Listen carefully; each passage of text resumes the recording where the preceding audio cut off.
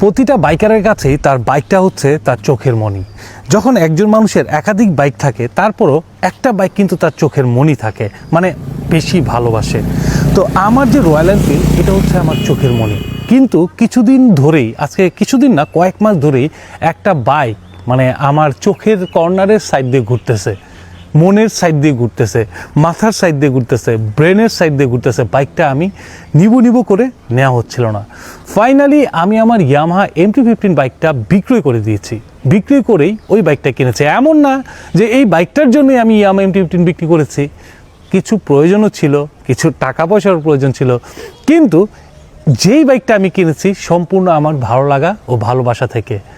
অনেক দিন পর আমি hero Splendor plus sports edition এই বাইকটি ক্রয় করলাম।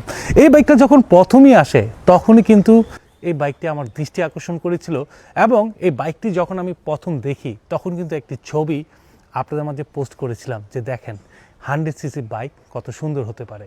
ফাইনালি এই বাইকটা আমি ক্রয় করতে পেরেছি। ছোট বাইক কিন্তু বরাবরই আমার কাছে ভালো লাগে। সবসময় আমি চিন্তা করি আমার কাছে হায়ার সিসি, সুপার বাইক আসা সত্ত্বেও আমি একটা ছোট বাইক রাখবো। আপনারা জানেন, যারা আমার নিয়মিত ব্লগ দেখেন, যে আমার কিন্তু একটা হিরো গ্ল্যামার আছে লাল কালারের।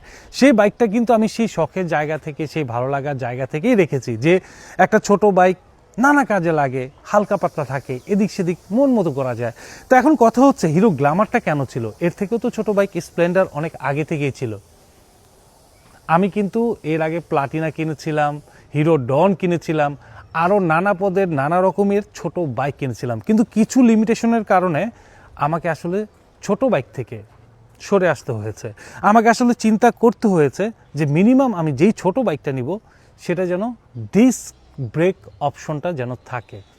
তো ফাইনালি এই হিরো স্প্লেন্ডার চমৎকার কালারে তো আসছেই, সেই সাথে খেয়াল করে দেখেন ডিস্ক ব্রেকিং সিস্টেম। এই ডিস্ক ব্রেকিং হওয়াতে বাইকটা এখন যে পূর্বের বা এখন স্টিল ড্রাম ব্রেকের যে 100cc বাইকগুলো আছে তার থেকে এর ব্রেকিং কোয়ালিটি অনেক জোস, মানে অনেক কনফিডেন্ট পাওয়া যায়।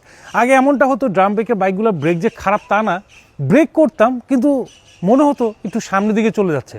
সবচেয়ে বড় কথা, প্র্যাকটিক্যালি আমি তো অন্যান্য পাওয়ারফুল বাইক ইউজ করছি, যেমন এখন রয়্যাল এনফিল্ড ইউজ করছি, একটা ভারী বাইক ইউজ করছি, ব্রেক ধরছি বাইক থেমে যাচ্ছে, বা FZ বা MT বা R15 ব্রেক ধরার সাথে সাথে কিন্তু খুব দ্রুত রেসপন্স করছে।